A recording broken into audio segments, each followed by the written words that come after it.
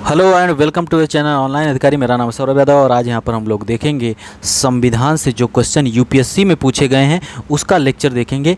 इसके अलावा UP PCS में जो महत्वपूर्ण क्वेश्चन संविधान से पूछे गए थे उसके 2 लेक्चर दिए जा चुके हैं आपको। 31 क्वेश्चन के लेक्चर हैं, ठीक है, तो उसको आप जाकर देख लीजिए। उसके अलावा जियोग्राफी के जो उत्तर प्रदेश पीसीएस में क्वेश्चन महत्वपूर्ण क्वेश्चन है उसका डिस्क्रिप्शन 3-4 लेक्चर दिया जा चुका है और भी 1-2 लेक्चर उसके होंगे। उसके बाद यूपीएससी में जो जियोग्राफी के क्वेश्चन पूछे गए हैं उसका हम लोग डिस्कशन करेंगे। आप सौरभ ऑफिशियल टेलीग्राम को ज्वाइन कर लीजिए, लिंक डिस्क्रिप्शन में दी गई है और वहाँ पर रेगुलर क्विज हो रहे हैं और क्विज में पार्टिसिपेट करिए। अब बहुत से लोग हैं जो चैनल पर तो हैं लेकिन क्विज को देख लेते हैं, व्यू कर लेते हैं, क्विज करने से डरते हैं क्योंकि वो रेड हो जाएगा इसलिए डर रहे हैं।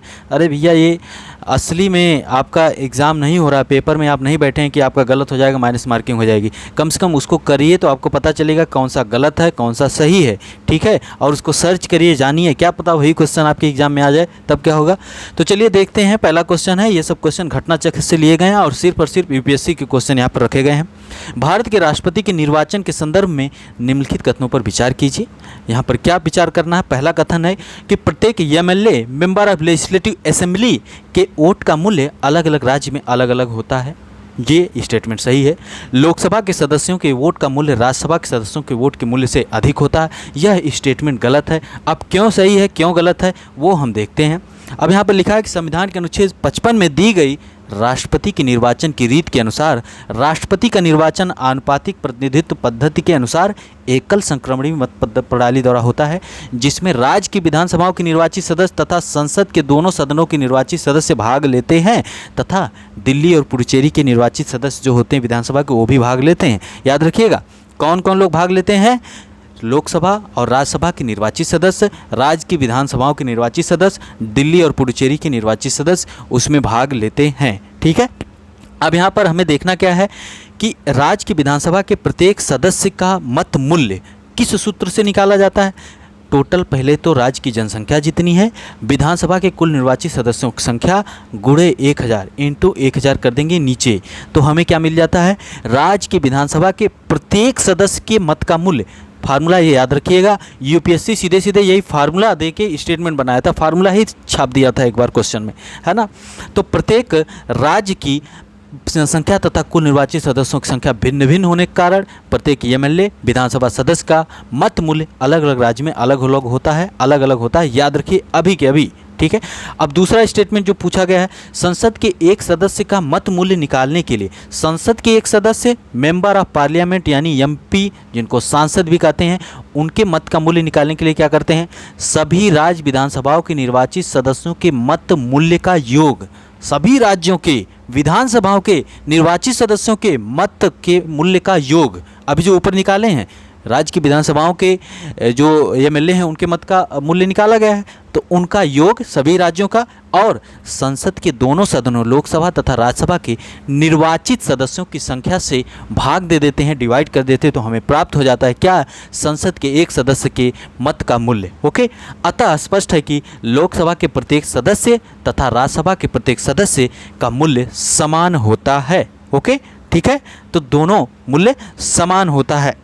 अब यहाँ पर लिखा है कि यदि एक सदस्य के मत मूल्य की गणना की जाए तो दोनों सदनों के प्रत्येक सदस्य के मत का मूल्य एक समान होता है। कितना होता है? 708 होता है, ठीक है। चलिए आगे बढ़ते हैं। राष्ट्रपति के निर्वाचन में राज्य का मुख्यमंत्री मतदान करने के लिए पात्र नहीं होता यदि, अरे मुख्यमंत्री पात्र नहीं होगा, ऐसे कैसे हो सकता है? नहीं हो सकता। क्यों? मुख्यमंत्री, अभी हमने बताया कि राष्ट्रपति के चुनाव में कौन लोग भाग लेते हैं? विधानसभाओं के निर्वाचित सदस्य, ठीक है, और लोकसभा राज्यसभा के निर्वाचित सदस्य भाग लेते हैं, ठीक है। तो विधानमंडल यानी विधानमंडल में जो उच्च सदन है, उच्च सदन किसे कहते हैं? विधान परिषद, लेजिस्लेटिव काउंसिल, जहां से एमएलसी लोग बनते हैं, एमएलसी लोग भाग नहीं लेते हैं, उसकी तो हम बात ही नहीं की। तो इसका मतलब अगर मुख्यमंत्री एमएलसी है तो वो जो है कि राष्ट्रपति के चुनाव में भाग नहीं लेगा। ओके, यही चीज़ यहाँ पर अनुच्छेद 54 के अनुसार राष्ट्रपति के चुनाव में राज्य विधानमंडल के उच्च सदन अर्थात विधान परिषद के सदस्य मतदान नहीं कर सकते। अतः यदि मुख्यमंत्री इस सदन का सदस्य है तो वह राष्ट्रपति के चुनाव में मतदान करने के लिए पात्र नहीं होता है। आप बताइएगा कितने राज्य हैं जहाँ पर विधान परिषदें हैं, लेजिस्लेटिव काउंसिल है, और कौन कौन से राज्य हैं जहाँ पर लेजिस्लेटिव काउंसिल हैं? कमेंट करिएगा आप लोग। निम्नलिखित में से कौन सा भारत के राष्ट्रपति के निर्वाचक गण का तो भाग है परंतु उसके महाभियोग अधिकरण का भाग नहीं है। महाभियोग इम्पीचमेंट का भाग नहीं है। निम्नलिखित में से कौन सा भारत के राष्ट्रपति के निर्वाचन में तो भाग लेता है लेकिन महाभियोग में भाग नहीं लेता है।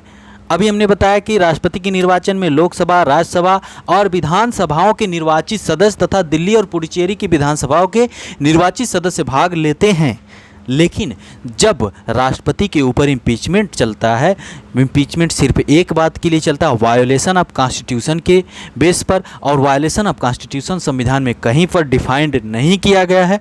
अनुच्छेद 61 में इम्पीचमेंट की बात की गई है। जब राष्ट्रपति का पर इम्पीचमेंट होता है तो सिर्फ और सिर्फ लोकसभा और राज्यसभा के सदस्य, लोकसभा प्लस राज्यसभा के सदस्य ही उसमें भाग लेते हैं और निर्वाचित और मनोनीत दोनों सदस्य भाग लेते हैं लोकसभा और राज्यसभा के।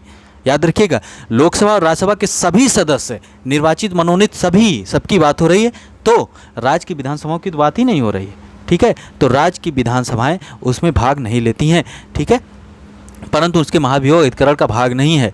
राज्य की विधान परिषदें भी हैं, वो भी नहीं है, और यहाँ भी ये भी नहीं है, तो यहाँ तो दोनों हो जाएगा।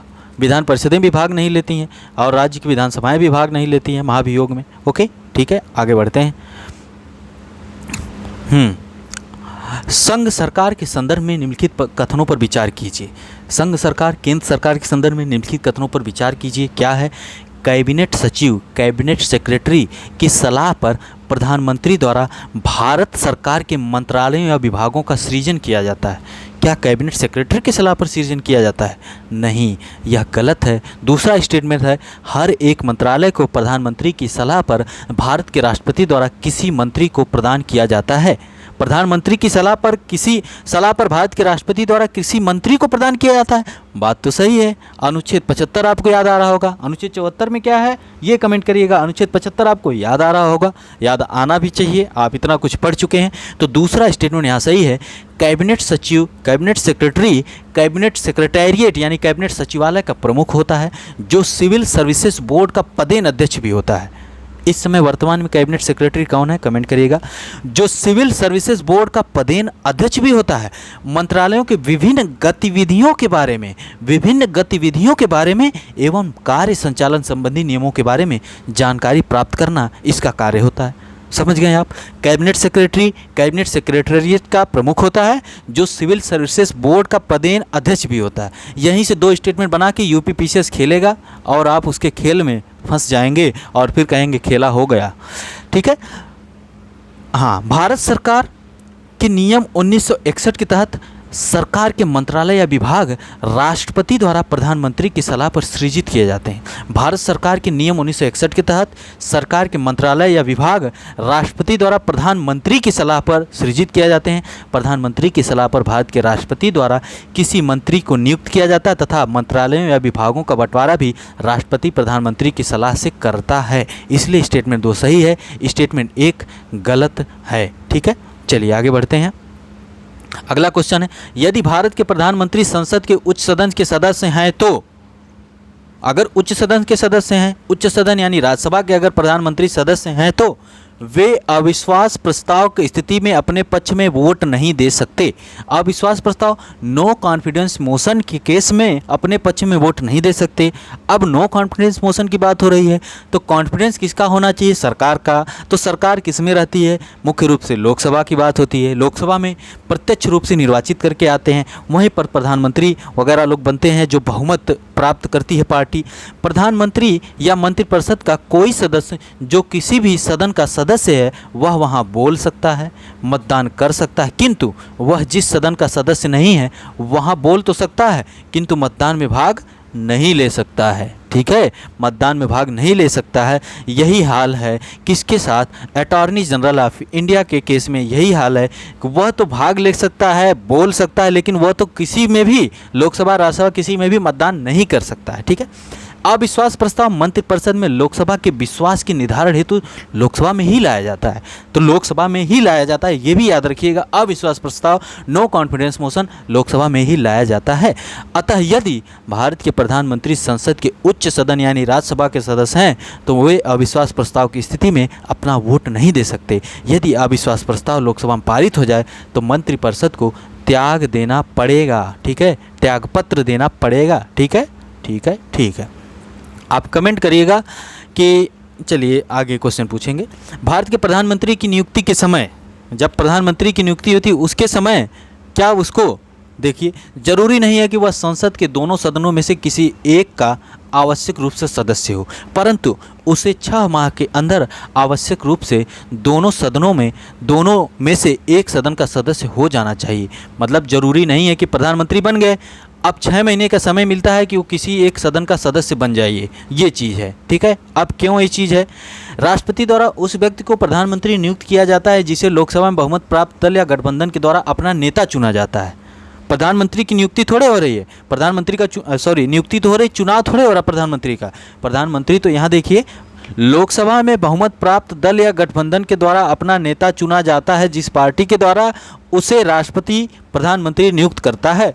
प्रधानमंत्री की नियुक्ति के समय उसका किसी सदन का सदस्य होना आवश्यक नहीं है, किंतु अनुच्छेद 75 के 5 के प्रावधान के तहत प्रधानमंत्री पद पर नियुक्त किए जाने के 6 माह के भीतर उसे किसी एक सदन लोकसभा या राज्यसभा का सदस्य बन जाना आवश्यक होगा, अन्यथा 6 माह के बाद वह अपने पद पर नहीं बना रहेगा। ओके, ऐसा राजीव गांधी के केस में हुआ था जब इंदिरा गांधी जी को गोली मार दी गई थी।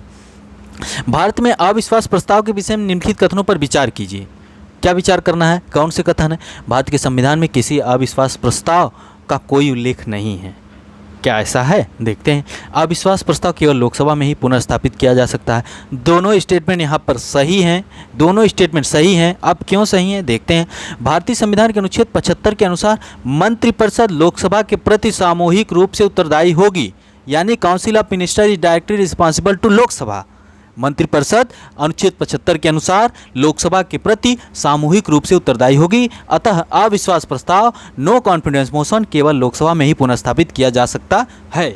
इसके साथ ही भारत के संविधान में किसी अविश्वास प्रस्ताव का कोई उल्लेख नहीं है। अनुच्छेद 118(1) के अनुसार संसद का प्रत्येक सदन अपनी प्रक्रिया और अपने कार्य संचालन के विनियमन के लिए नियम बना सकेगा, अतः लोकसभा के अपने नियम 198 में 198 में मंत्रिपरिषद के विरुद्ध अविश्वास प्रस्ताव की प्रक्रिया के लिए नियम बनाया गया है। इस प्रकार अविश्वास प्रस्ताव का उल्लेख संविधान में ना होकर लोकसभा के नियम में है। ओके, अनुच्छेद 118 में ऐसा कहा गया कि संसद का प्रत्येक सदन अपनी प्रक्रिया और अपने कार्य संचालन के विनियमन के लिए नियम बना सकेगा, और अविश्वास प्रस्ताव का उल्लेख संविधान में ना होकर लोकसभा के नियम 198 में है। ओके, अगला क्वेश्चन। निम्नलिखित कथनों पर विचार कीजिए। भारतीय संघ की कार्यपालिका शक्ति प्रधानमंत्री में निहित है। ठीक है, कार्यपालिका शक्ति प्रधानमंत्री में निहित है। पहला स्टेटमेंट, प्रधानमंत्री सिविल सेवा बोर्ड का प्रदेन अध्यक्ष होता है। ऐसा होता है? नहीं, दोनों कथन गलत है। अब क्यों गलत है? अनुच्छेद 53 के अनुसार संघ की कार्यपालिका शक्ति राष्ट्रपति में निहित होगी। वह इसका प्रयोग संविधान के अनुसार स्वयं या अपने अधीनस्थ अधिकारियों के द्वारा करेगा। अनुच्छेद 53 के अनुसार संघ की कार्यपालिका शक्ति राष्ट्रपति में निहित होगी, तो राज्य की कार्यपालिका शक्ति किस में निहित होगी, और यह किस संविधान के आर्टिकल में दिया गया, मतलब किस आर्टिकल में दिया गया है? ओके, ये कमेंट करिएगा। अतः कथन एक गलत है। कैबिनेट सचिवालय प्रधानमंत्री के प्रत्यक्ष प्रभार के तहत होता है। सचिवालय का प्रशासनिक प्रमुख कैबिनेट सचिव होता है, अभी हमने बताया था, जो सिविल बोर्ड के का पदेन अध्यक्ष भी होता है। ओके, ठीक है, आगे बढ़ते हैं। भारत के महान न्यायवादी के विषय में निम्नलिखित कथनों पर विचार कीजिए। अटॉर्नी जनरल ऑफ इंडिया के बारे में जो कथन दिए गए वह भारत के राष्ट्रपति द्वारा नियुक्त किया जाता है। सही बात है, राष्ट्रपति द्वारा नियुक्त किया जाता है। Attorney general of India article 76 के थ्रू उसमें वही योग्यताएं होनी चाहिए जो सर्वोच्च न्यायालय के न्यायाधीश की होती हैं। ठीक है, तो यस, उसमें वही योग्यताएं होनी चाहिए। ठीक है, उसे संसद के किसी भी सदन का सदस्य होना चाहिए। गलत, संसद के किसी भी सदन का वह सदस्य नहीं होता है, लेकिन संसद के किसी भी सदस्य में भाग ले सकता है, बोल सकता है, सरकार की बातें रख सकता है, लेकिन वोट देने की शक्ति नहीं होती है और न ही सदस्य होता है। संसद द्वारा महाभियोग लगाकर उसे हटाया जा सकता है नहीं। अटॉर्नी जनरल जो होता है राष्ट्रपति के प्रसाद पर्यंत पद धारण करता है और राष्ट्रपति के विवेक पर ही होता है कि उसको हटाए। ओके, चलिए 76, 88, 105 आर्टिकल जो हैं संबंधित हैं किससे? अटॉर्नी जनरल से। 88 और 105 और भी किसी से संबंधित है? कमेंट करिएगा। राष्ट्रपति द्वारा नियुक्त किया जाने वाले महान्यायवादी में वही योग्यताएं होनी चाहिए जो सर्वोच्च न्यायालय के न्यायाधीश के लिए आवश्यक हैं। भारत का महान्यायवादी संसद का सदस्य नहीं होता है, परंतु वह किसी भी सदन में, सदनों के किसी संयुक्त बैठक में और संसद के किसी समिति में जिसमें उसका नाम सदस्य के रूप में दिया गया है बोल सकता है, भाग ले सकता है, किंतु अपना मत नहीं दे सकता है। अनुच्छेद 88 में ये बात रखी गई है। महान्यायवादी राष्ट्रपति के प्रसाद पर्यंत, राष्ट्रपति के till the pleaser of president अपना पद धारण करता है। अनुच्छेद 76, अतः राष्ट्रपति को उसे पदच्युत करने का अधिकार है। राष्ट्रपति जब चाहेंगे हटा इसको, ठीक है। निम्नलिखित कथनों पर विचार कीजिए। कथन है लोकसभा की कार्यवाही में भाग ले सकता है। नंबर 1, भारत का महान्यायवादी, अभी बात की कि भारत का महान्यायवादी लोकसभा कार्यवाही में भाग ले सकता है, लोकसभा की किसी भी समिति का सदस्य हो सकता है, लोकसभा में बोल सकता है, लोकसभा में मतदान कर सकता है। गलत, 1, 2, 3 सही है। जो चीज़ें अभी हमने देखा अनुच्छेद 88 में अभी कथित है कि प्रत्येक मंत्री और भारत के महान्यायवादी को यह अधिकार होगा कि वह किसी भी सदन में, सदनों की संयुक्त बैठक में, संसद के किसी समिति में जिसमें उसका नाम सदस्य के रूप में दिया गया है बोले और उसकी कार्यवाहियों में अन्यथा भाग ले, किंतु इस अनुच्छेद के आधार पर वह मत देने का अधिकार नहीं होगा, अधिकारी वह हकदार नहीं होगा। अनुच्छेद 88 में सिर्फ और सिर्फ महान्यायवादी के बारे में नहीं, प्रत्येक मंत्री और भारत के मतलब जो भी सदस्य हैं संसद के, उनके बारे में भी बातें की गई हैं। अगला क्वेश्चन, निम्नलिखित कथनों पर विचार कीजिए। नंबर 1, भारत का राष्ट्रपति ऐसे स्थान पर जिसे वह ठीक समझे संसद का सत्र आहूत कर सकता है। ठीक है, भारत का राष्ट्रपति ऐसे स्थान पर जिसे वह ठीक समझे संसद का सत्र आहूत कर सकता है। राष्ट्रपति आज पार्क में बैठे हैं तो संसद का सत्र वहीं बुला सकते हैं, ऐसी बात लिखी गई है, विचार करना है अभी। भारत का संविधान 1 वर्ष में संसद के 3 सत्रों का प्रावधान करता है, किंतु सभी 3 सत्रों का चलाया जाना अनिवार्य नहीं है, ये भी चीज़ लिखी है। तीसरा क्या है, 1 वर्ष में दिनों की कोई न्यूनतम संख्या निर्धारित नहीं है जब संसद का चलना आवश्यक हो। अब देखिए यहाँ पर 1 और 3 सही है, 2 गलत है। अब क्यों ऐसी बात है देखते हैं। भारतीय संविधान के अनुच्छेद 85 में वर्णित है कि राष्ट्रपति समय समय पर संसद के प्रत्येक सदस्य को ऐसे समय और स्थान पर जो वह ठीक समझे अधिवेशन के लिए आहूत करेगा, किंतु उसके एक सत्र की अंतिम बैठक और आगामी सत्र की प्रथम बैठक के लिए नियत तारीख के बीच 6 मास का अंतर नहीं होगा। 6 मास से ज़्यादा का अंतर नहीं होगा। ओके, अतः इससे स्पष्ट है कि भारत का राष्ट्रपति ऐसे स्थान पर जिसे वह ठीक समझे संसद का सत्र आहूत कर सकता है अनुच्छेद 85 के तहत। ठीक है, अनुच्छेद 85 से यह अर्थ भी लगाया जा सकता है कि 2 अधिवेशन बैठकों के मध्य 6 मास से अधिक का अंतर नहीं होना चाहिए, नहीं होगा। अतः संविधान 1 वर्ष में संसद के न्यूनतम 2 सत्रों का प्रावधान करता है। कितने सत्रों का? 2 सत्रों का, न्यूनतम 2 सत्रों का, अधिकतम कितने भी हो जाएं, ठीक है। परंतु 1 वर्ष में दिनों की कोई न्यूनतम संख्या निर्धारित नहीं है जब संसद का चलना आवश्यक हो। चीज़ें क्लियर हो चुकी होंगी। अब अगला क्वेश्चन, निम्नलिखित कथनों पर विचार कीजिए। लोकसभा अथवा राज्य की विधानसभा के निर्वाचन में जीतने वाले उम्मीदवार को निर्वाचित घोषित किए जाने के लिए किए गए मतदान का कम से कम 50% मत पाना अनिवार्य है। ऐसा तो न तो ग्राम प्रधान के चुनाव में है, ना ही विधानसभा के चुनाव में है, ना ही लोकसभा के चुनाव में है कि जितना वोटिंग हुई है उसका 50% मत पाइए तभी आप जीतेंगे। ऐसा तो नहीं है। जो सबसे ज़्यादा 50 लोग खड़े हैं चुनाव में, उठे हुए हैं 50 लोग हैं और एक वोट ज़्यादा पा गए तब भी वो विजयी हो जाते हैं, है ना। तो पहला स्टेटमेंट तो आपको क्या लग रहा है? पहला स्टेटमेंट गलत है। ठीक है, पहला गलत है। भारत के संविधान में अधिकथित उपबंधों के अनुसार लोकसभा में अध्यक्ष का पद बहुमत वाले दल को जाता है तथा उपाध्यक्ष का पद विपक्ष को जाता है। संविधान में ऐसा अभिकथित है क्या? ऐसा तो अभिकथित नहीं है, लेकिन अब हम देखते हैं, इसलिए दोनों स्टेटमेंट गलत हैं। देखते हैं क्यों गलत हैं। भारत में लोकसभा अथवा राज्य विधानसभाओं के चुनाव फर्स्ट पास्ट द पोस्ट पद्धति के आधार पर कराए जाते हैं। ठीक है, इसके तहत देश तथा राज्यों या केंद्रशासित प्रदेशों को अलग अलग चुनाव क्षेत्रों में बांट दिया जाता है। क्षेत्र विशेष के मतदाता एक उम्मीदवार के लिए 1 मत देते हैं और सर्वाधिक मत प्राप्त करने वाला उम्मीदवार विजयी घोषित किया जाता है और बाजा बजाता है। जीतने वाले उम्मीदवार के लिए 50% मत प्राप्त करना अनिवार्य नहीं है, अतः कथन एक गलत है। इसके अलावा भारतीय संविधान के अनुच्छेद 93 के प्रावधान के तहत लोकसभा यथाशीघ्र अपने 2 सदस्यों को अपना अध्यक्ष और उपाध्यक्ष चुनती है, अध्यक्ष और उपाध्यक्ष चुनती है, अनुच्छेद 93 में दिया गया है। तो आप बताइएगा अनुच्छेद 89 में क्या दिया गया है। ठीक है, अनुच्छेद 93 के प्रावधान के तहत लोकसभा यथाशीघ्र अपने 2 सदस्यों को अपना अध्यक्ष और उपाध्यक्ष चुनती है। हालांकि ऐसी परंपरा रही है कि अध्यक्ष सत्तारूढ़ पार्टी या गठबंधन का सदस्य तथा उपाध्यक्ष विपक्षी पार्टी का सदस्य होता है, परंतु संविधान में ऐसा कोई उपबंध नहीं है। ओके, ठीक है, क्लियर हो गया होगा। अगला क्वेश्चन, निम्नलिखित कथनों पर विचार कीजिए।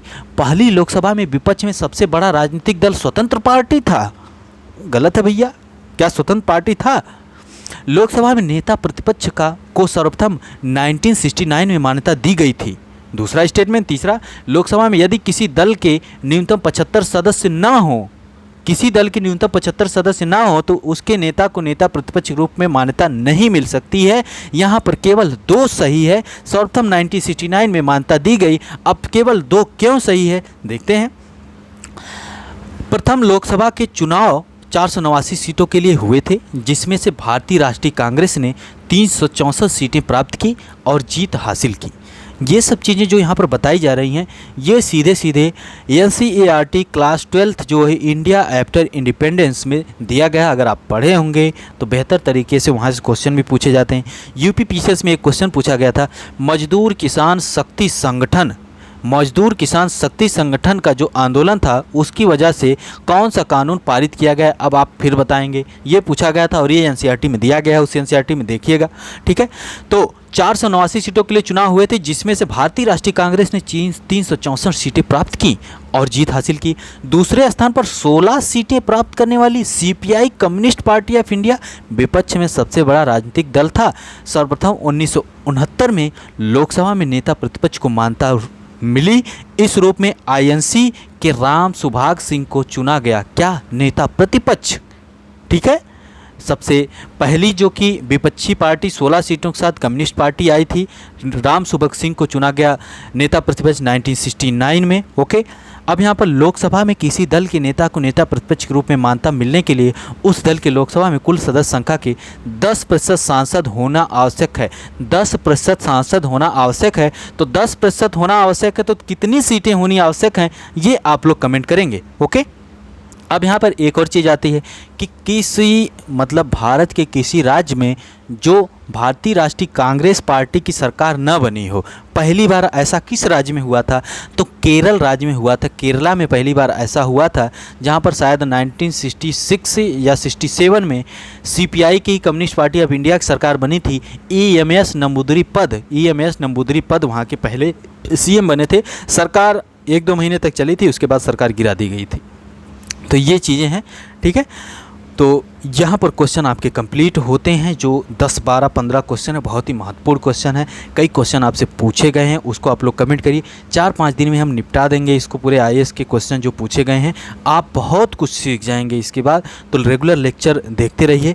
ठीक है, और सौरभ ऑफिशियल टेलीग्राम ज्वाइन करिए अपने लिए। ठीक है, ताकि आपको बहुत कुछ ज्ञान प्राप्त हो सके, कुछ आपको मिल सके। सब कुछ फ्री में अगर प्राप्त हो रहा है तो क्या लेने में दिक्कत है ना।